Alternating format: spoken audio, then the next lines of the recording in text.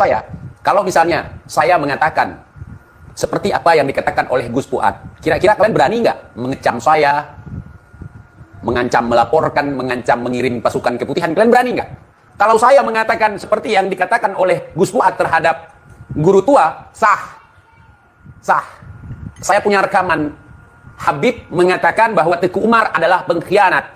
Sementara Teguh Umar itu adalah pahlawan nasional diakui oleh negara tanpa demo, tanpa ricuh, tanpa masalah. Kayak gitu. Ya.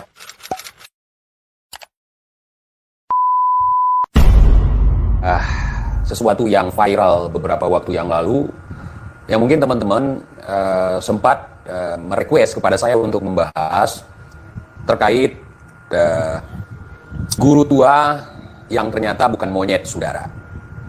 Dan ini sudah rame, sudah digembar-gemborkan, mau diselesaikan dengan adat, mau diselesaikan dengan membawa orang yang mengatakan guru tua itu atau Habib Idrus Al-Jufri atau HIS, saudara.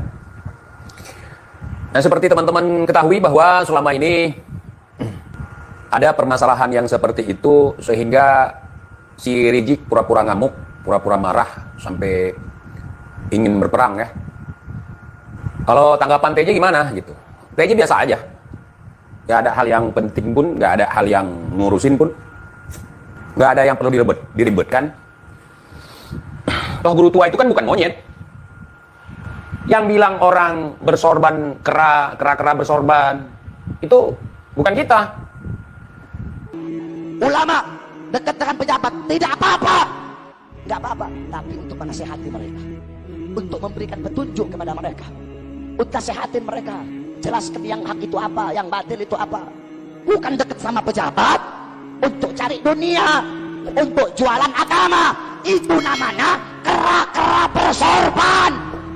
Kalau ada ulama kayak gitu panggil kiai monyet, guru monyet. Ada Habib begitu, Habib monyet. Justru bahasa-bahasa kebun binatang itu dari mereka.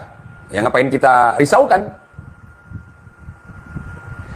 Jadi mereka adalah orang-orang yang sudah tua tapi belum dewasa. Boro-boro kita berbicara kearifan, ya dewasa aja belum, cuman tua aja. Jadi orang tua dibagi dua, ada orang tua yang tahu, ada orang tua yang nggak tahu. Jadi orang tua yang nggak tahu ini, ketika dia tidak dihormati, ketika dia tidak disanjung-sanjung, dia akan tersinggung gitu. Jadi tidak ada kebijaksanaan gitu. Dan akhirnya heboh. Hal kecil jadi heboh gitu. Mereka pikir ketika mereka menghebohkan itu, orang yang mereka agungkan itu akan naik level gitu. Justru di situ akan semakin ngedown, saudara. Ya, mereka nggak dewasa. Mereka dalam hal ini pecinta habaib yang mengeluh-elukan habaib, habaibnya sendiri pun nggak dewasa. Gitu. Contoh, mereka mengatakan saya anak pelacur. Apa saya marah? Ketika saya nggak marah, mereka panas-panasin. Ente dibilang mak ente aja pelacur, ente nggak marah. Gimana sih ente? Gue bilang, mak kau pelacur. Terus ente bisa apa? Saya bilang gitu, diam. Terus kalau dia bilang mak kita pelacur, mak kita akan berubah menjadi pelacur gitu. Hah? Terus kita akan ngamuk-ngamuk nyari orang sampai mengeluarkan tenaga gitu. Hah? Aventador 007 atau Habib Muhammad Asgaf mengatakan kepada saya bahwa Teguh Umar itu seorang pengkhianat. Pengkhianat itu lebih sakit daripada monyet. Seorang pahlawan yang diakui sebagai pahlawan nasional, yang diakui sebagai pahlawan di Aceh, yang diakui sebagai ahli strategi di Aceh, yang diakui sebagai seorang pemberani di Aceh, yang diburu mati-matian oleh Belanda hingga beliau tertembak. Yang kampungnya dibakar dikatakan sebagai pengkhianat. Itu nama beliau sudah diabadikan oleh negara sebagai pahlawan nasional. Apakah saya marah? Tidak. Apa yang saya harus lakukan ketika dibilang begitu? Saya harus kasih paham. Saya harus kasih pengertian. Itu yang disebut dengan kedewasaan. Itu yang disebut dengan kebijaksanaan. Ada permusyawaratannya. Supaya mencapai keadilan, saudara. Jadi nggak semata-mata kepung dia, pukuli dia, persekusi dia, penjara dia. Oh, tidak bagi saya. Orang-orang yang telah menghina saya, menghina leluhur saya, menghina keluarga saya, bahkan mereka menghina nabi saya. Apakah saya marah? Kalaupun mereka menghina Nabi kita, kita harus bantah. Orang yang mengolok-ngolokkan, suka mengolok-ngolokkan, diolok-olokkan kok marah. Iya, ya sudah, guru tua bukan monyet. Ketika kalian ngamuk-ngamuk, ya, guru tua dibilang monyet, dalam hal ini Gus Fuad Pleret, semakin lucu.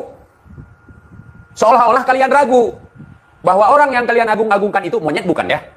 Bukan monyet, kita harus marah gitu. Jadi kami ini ketika melihat hal ini ricuh, hal ini jadi rame, hal ini dibawa kemana-mana, kemudian ada pertunjukan setiap hari, bawa-bawa celurit, bawa golok, buat surat pernyataan, kecaman, kutukan, lucu. Terus kalau bukan monyet siapa? Manusia. Guru tua bukan monyet. Saya setuju. Saya setuju. Guru tua bukan monyet. Kalau monyet bukan guru. Bukan. Nah, ketika Gus Fuad mengatakan guru tua itu sebagai monyet, gitu ya, secara tidak langsung memang. Kalau seandainya guru tua itu kakek saya, dato saya nggak marah. Kenapa? Kenapa kamu nggak marah, TJ? Itu kan dato lu dihina. Ya karena saya tahu cara mengkondisikan diri saat kita sedang dihina, saat dato kita dihina, saat keluarga kita dihina. Kita nggak perlu marah-marah. Kita kasih paham, kita kasih pengertian, bukan ngamuk-ngamuk, bukan dengan emosi, saudara. Saya dibilang PKI, cucu PKI, berarti kakek saya PKI dong. Apa saya marah? Malah saya akui lagi, iya saya PKI. Pedagang kopi Indonesia sama petani kopi Indonesia, saya bilang saya plesetkan.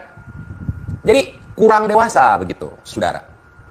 Ini saya kasih edukasi ya, untuk sahabat TJ tentunya, untuk para mukibin ya, nggak mungkin mereka bisa menyerap.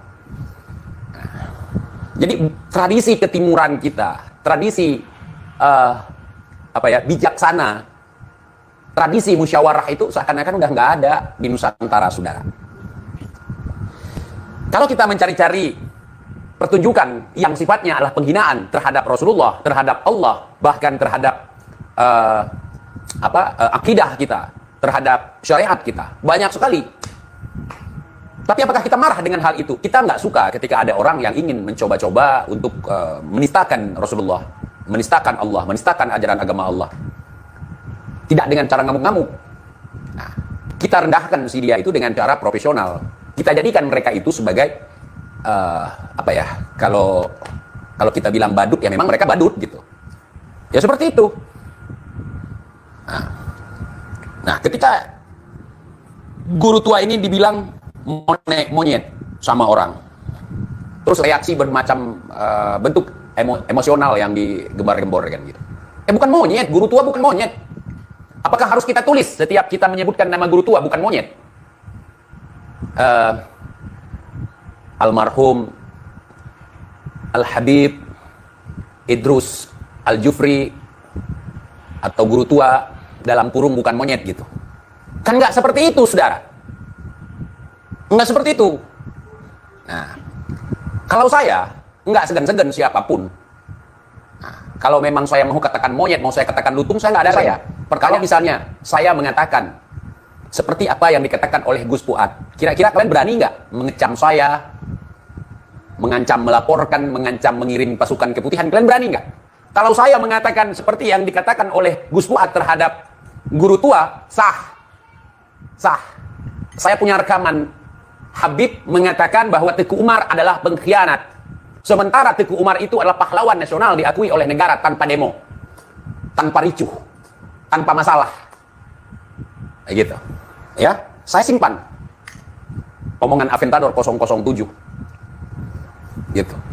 Lah, kalau misalnya saya ingin kekanak-kanakan seperti kalian, seperti para habaib atau seperti para mukibin, saya bisa aja.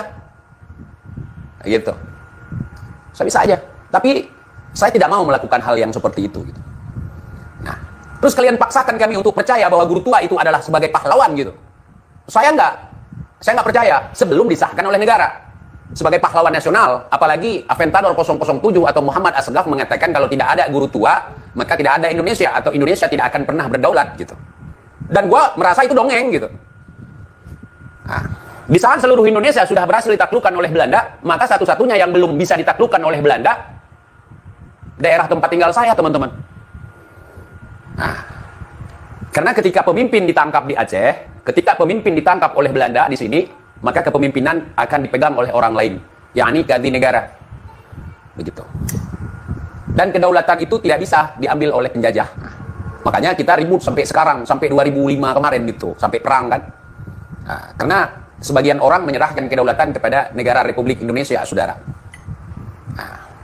Nah, saya justru ingin ada banyak habaib diusulkan sebagai pahlawan nasional, walaupun ketika diusulkan sering terpental, ditolak. Itu bukan kriminalisasi yang dilakukan oleh pemerintah, saudara. Bukan. Walaupun sering terjadi pembantaian, kemudian peleburan seperti Aceh dileburkan menjadi Sumatera Utara gitu. Tapi ya seperti itu. Saya ingin Habib ada yang jadi pahlawan, apalagi ada yang syahid sejarahnya, tapi bukan rekayasa, sejarah beneran gitu. Sejarah beneran gitu. Dia berperang di pertempuran ini, tanggal berapa, bulan berapa, tahun berapa, kemudian disahkan oleh negara sebagai pahlawan begitu. Nah, dan saya nggak keberatan kalau misalnya kalian mau kalian usulkan sebagai pahlawan gitu, tapi harus dengan data yang real gitu. Nah, ya kalau cuman guru di Aceh itu banyak sekali kalau mau diusulkan gitu untuk jadi pahlawan nasional gitu. Tetapi kami masih banyak yang lebih layak, yang bertempur sekaligus seorang ulama yang bertempur gitu di medan perang gitu, yang syahid di medan perang, itu yang diusulkan. Contoh nih, di Aceh ada Teguh Teguh Johan Alamsyah. Teguh Johan Alamsyah itu bergerak di bidang pendidikan. Beliau setuju terhadap cara atau pola pendidikan dari Belanda. Kemudian beliau membangun Jamaah Al-Muslim di Pesangan Raya di Kabupaten Birun di Aceh Jempa. Tengku Abdurrahman Menasamcap dan beberapa lainnya, saudara, yang kemudian sekarang menjadi universitas gitu. Beliau juga berperan dalam bidang pendidikan gitu, dalam bidang pendidikan. Tapi kami tidak pernah mencoba untuk mengusulkan beliau untuk menjadi pahlawan gitu, karena di dadanya ada lencana. Kalau misalnya referensi dari saya kurang jelas, silahkan di googling Teguh Johan Alamsyah gitu. Teguh Johan Alamsyah. Bisa di googling boleh, bisa datang juga ke sini gitu ya.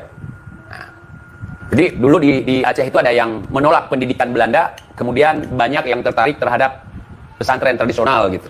Jadi kalau sistem pendidikan Belanda dianggap itu pendidikan kafir dulu. Seperti misalnya di Jawa itu. Di Jawa oleh Kiai Haji Ahmad Dahlan mulai mengikuti perkembangan pendidikan modern gitu. Jadi kalau dulu agak sensitif hal yang seperti itu. Kibin kebalik otaknya. Jadi kalau kita bilang fakta, mereka bilang bohong gitu. Kalau kita bilang ada tuh orang Habib, jadi emas, mereka itu yang lebih dipercaya mereka gitu. Kalau datuk uang nggak ada, yang keluar emas nggak ada. Gitu. Saya akan hormat siapapun ketika disahkan oleh negara sebagai pahlawan nasional gitu. Tetapi ketika ada pahlawan nasional tentu ada referensi, tentu ada sejarahnya, perjuangan beliau gitu. Menarik untuk kita baca. Jadi pertanyaan saya sangat simpel sekali. Jadi selama ini kalian koar-koar, si Bahar, si Riji koar-koar, dan juga Habib-Habib yang lain di atas panggung-panggung ngamen ya, di atas panggung-panggung dongeng gitu. Datuk-datuk kami yang telah mengusir penjajah, mereka siap berdarah-darah, mereka siap merenggang nyawa demi Indonesia, saudara. 2025 baru diusulkan jadi pahlawan. Itu pun guru, saudara. Nggak apa-apa. Guru karang lagu, itu nggak apa-apa. Sementara datuk-datuk kami di sini bukan ngarang lagu, bukan cuman pimpinan yayasan, saudara. Mereka itu orang-orang yang terjun langsung ke dalam medan pertempuran, saudara. Mereka itu ulama yang merangkap sebagai panglima perang, saudara. Mereka masih punya karya yang bisa kita baca sampai hari ini, saudara. Tulisan-tulisan mereka masih ada sampai hari ini, saudara, dalam bentuk manuskrip. Nah, mungkin di sana keterbatasan pahlawan, nggak apa-apa. Nggak apa-apa. Nah, kalau misalnya ini guru tua yang bukan monyet ini mau jadi pahlawan, nggak apa-apa. Nggak apa-apa, kita nggak iri dengan hal yang seperti itu. Cuman kalau yang model seperti itu mau diusulkan dari Aceh cukup banyak masih. Cukup banyak. Bahkan yang ada kuburannya di Blora itu di Blora Jawa Tengah itu belum diusulkan. Ada yang belum diusulkan, malah kemarin Gubernur Jawa Tengah itu Pak Ganjar itu malah pingin mengusulkan. Karena memang mereka pahlawan yang diasingkan ke Blora Jawa Tengah. Kuburannya di Blora Jawa Tengah. Gitu. Kita nggak berbicara saya yang paling baik, daerah saya yang paling hebat, datuk saya yang paling sakti gitu. Enggak. Kalau kita menceritakan hal seperti itu nggak akan selesai. Begitu. Berapa banyak pahlawan-pahlawan dari Aceh yang kuburannya di Pulau Jawa? Bahkan raja terakhir Aceh dimakamkan di Jakarta, dimakamkan di Sumedang, dimakamkan di Blora. Di Blora itu bukan 1-2 orang gitu. Datuknya Bung Lubis, datuknya saya makamnya di situ, saudara. Tapi tidak saya gembar-gemborkan dulu, sekarang baru. Kenapa? Karena kami dikasih pemahaman begini. Biarlah jasa mereka itu dicatat oleh Allah Subhanahu wa taala sebagai amal jariah mereka, sebagai jihad fi sabilillah. Mereka sampai meregang nyawa di dalam pengasingan, saudara. Jadi kan terlihat hari ini. Beberapa tahun lalu mereka selalu keluar-keluar datuk mereka. Pertama, mengusir penjajah Belanda dari tanah Nusantara.